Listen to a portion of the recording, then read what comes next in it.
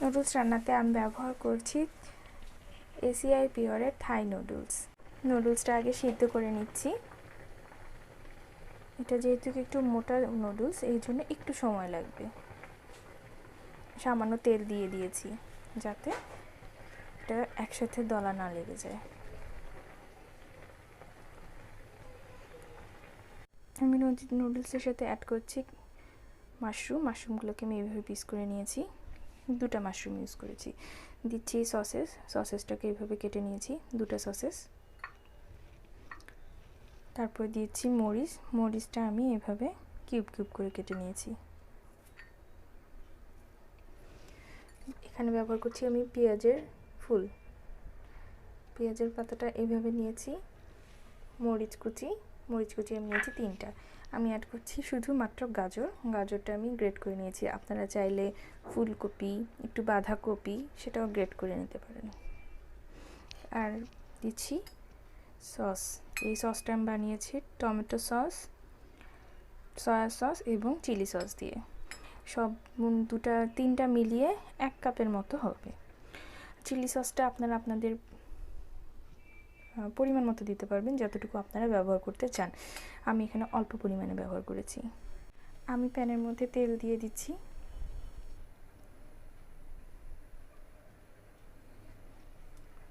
এখানে আমি একটু বাটার ইউজ করব, যাতে একটু গন্ধটা সুন্দর পাওয়া যায়।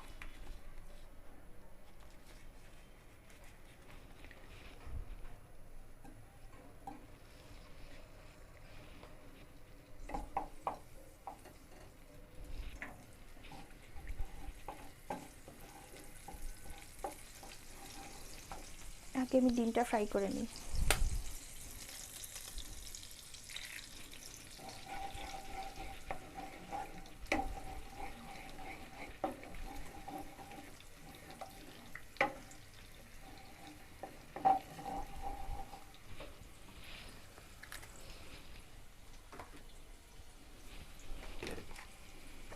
এখানে একটু লবণ ছিটিয়ে নিই অল্প পরিমাণে।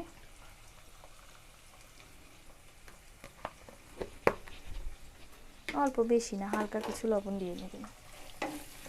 এটা আপনারা চাইলে ভাজি করে কেটে নিতে পারেন। আমি এইভাবেই দেই সবসময়, তাই আমি এইভাবেই দিচ্ছি, একবারে কাজ হয়ে যাবে।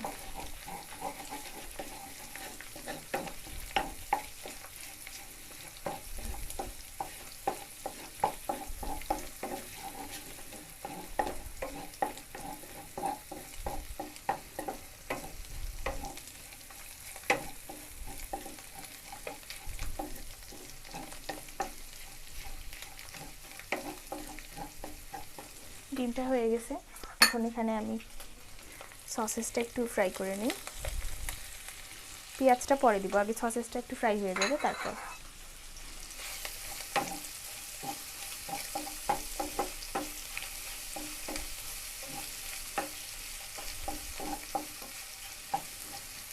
ডিমটা পরে আগে দিয়ে দিলাম, কারণ হচ্ছে সসেসটা যদি আমি পরে দিতাম ডিমের পরে, তাহলে ডিমের সাথে সাথে লেগে যেত, তাই আমি তো একটু পরেই দিলাম।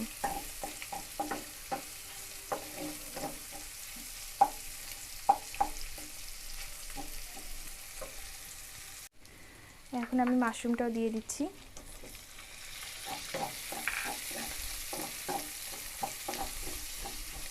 সসেসটা কিন্তু সিদ্ধ হয়ে গেছে। এখন মাশরুমটা সাথে পেঁয়াজটাও এখন দিয়ে দিচ্ছি। পেঁয়াজটা বেশি ভাজা করা যাবে না, তাহলে ভালো লাগে না খেতে।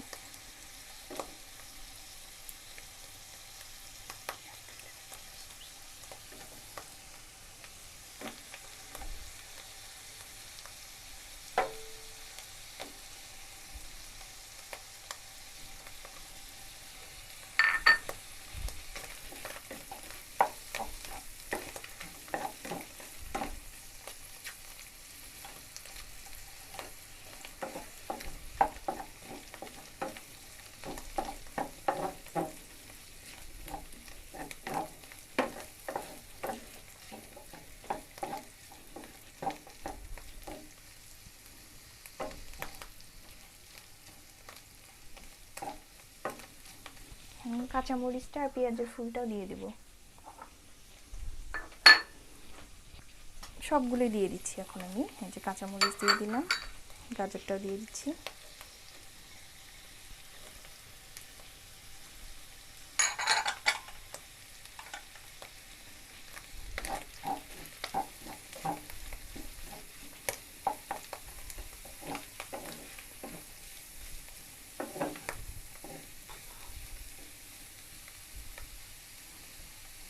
একটু তেল অ্যাড করতে হবে, যেহেতু ড্রাই ড্রাই হয়ে যাচ্ছে।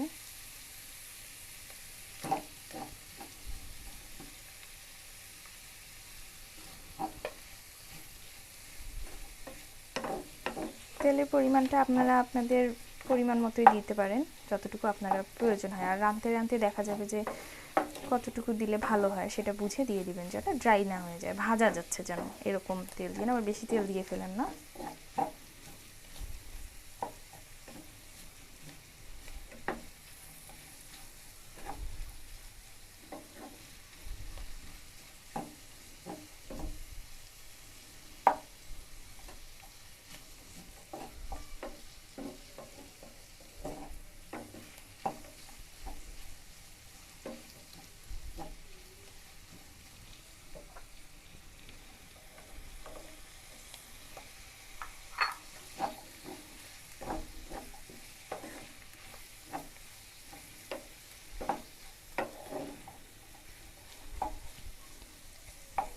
এইভাবে কিছুক্ষণ নাড়তে থাকি একটু মজে আসার পর্যন্ত। আমি এখানে এখন নুডলসের মশলাগুলো দিয়ে দিচ্ছি। অফ ক্যামেরায় আমি দুটো দিয়ে দিয়েছি, আরেকটা দিয়ে দিলাম। সাথে অ্যাড করছি জিরা গুঁড়া অল্প পরিমাণে, জাস্ট ফ্লেভারের জন্য।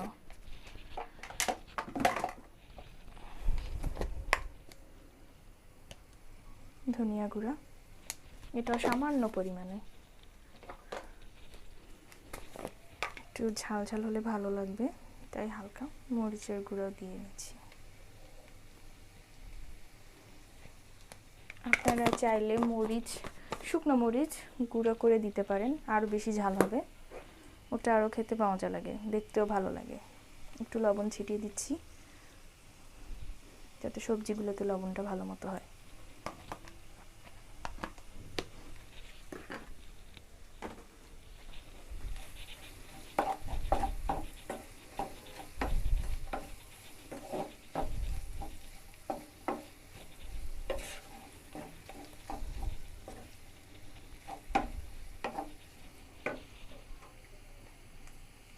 চুলার আঁচটা মিডিয়াম দিয়ে দিব। এখন এর মধ্যে আমি যে সসটা বানিয়ে রেখেছিলাম সেটা দিয়ে দিচ্ছি।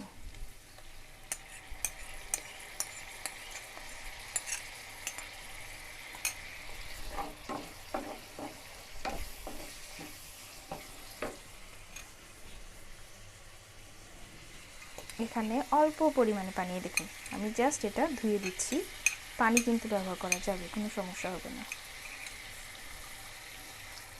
পানি অল্প পরিমাণে দিবেন, বেশি না। আমি কিন্তু এখানে পানি অ্যাড করবই, অল্প পানি। বেশি পানি দিলে নুডলসটা তখন গ্যাদগ্যাদা হয়ে যাবে, সেটা দেওয়া যাবে না।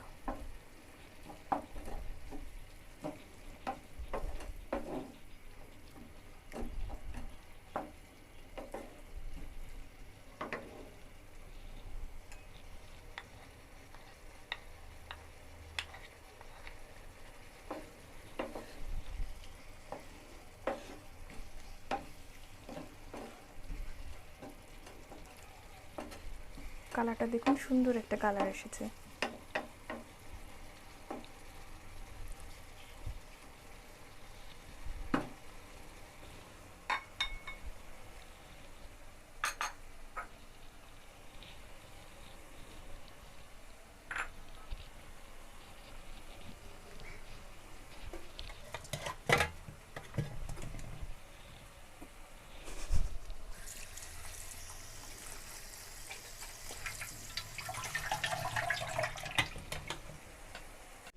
নুডলসটা দেখেন, এটা কিন্তু সবারই হয়, এই জায়গাটা নিচের দিকটা দলা লেগে যায়। আপনারা ঠান্ডা পানি দিয়ে এটাকে ধুয়ে নেবেন যাতে নিচটা দলা না লাগে এবং সুন্দরভাবে খুলে যায়। আমি তেল দিয়ে নিয়েছি, তারপরও এটা দলা লেগে গেছে।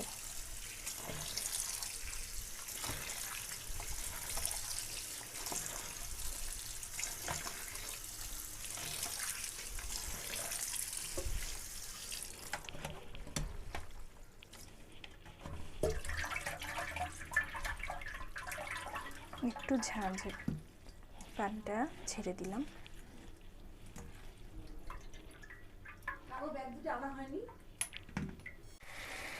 একটু পানি পানি থাকা অবস্থায় কিন্তু নুডলসটা ছাড়তে হবে।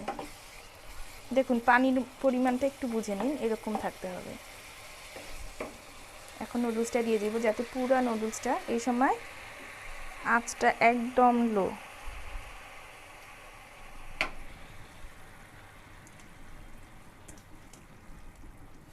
এটা কিন্তু ক্যাতক্যাতে হবে না।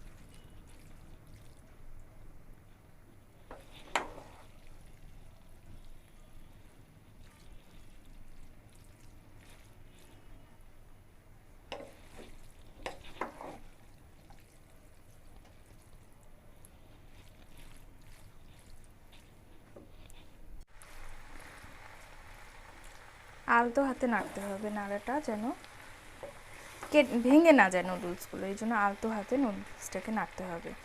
এটা অন্য নুডলস হলে তাড়াতাড়ি হয়ে যায়, যেমন ম্যাগি বা কোকোলার লম্বা স্টিকটা, এটা একটু সময় নেয় কারণ এটা একটু মোটা।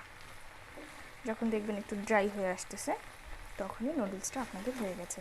এটা একটু জুসি টাইপের হয় কিন্তু নুডলসটা। আপনারা চাইলে এর উপরে গোলমরিচের গুঁড়া ছিটিয়ে নিতে পারেন। যেহেতু ঝাল হয়ে গেছে আমি আর ছিটিয়ে নিচ্ছি না। আপনারা আপনাদের যদি ঝাল বেশি খান তাহলে আপনারা ছিটিয়ে নিতে পারেন, কোনো সমস্যা নেই।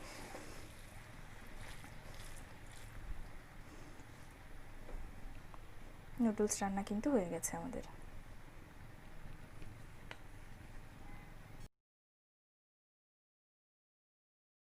নামানোর আগে একটু ধনেপাতা দিয়ে দিচ্ছি যাতে গন্ধটা সুন্দর আসে। এটা আবার আগে দিয়ে দিবেন না, একদম নামানোর ঠিক আগে আগে। আগে দিলে নেতায় পড়বে, তাই ঠিক নামানোর আগে দিলে এরকম একটু সুন্দর স্মেল পাওয়া। ব্যাস তৈরি হয়ে গেল মজাদার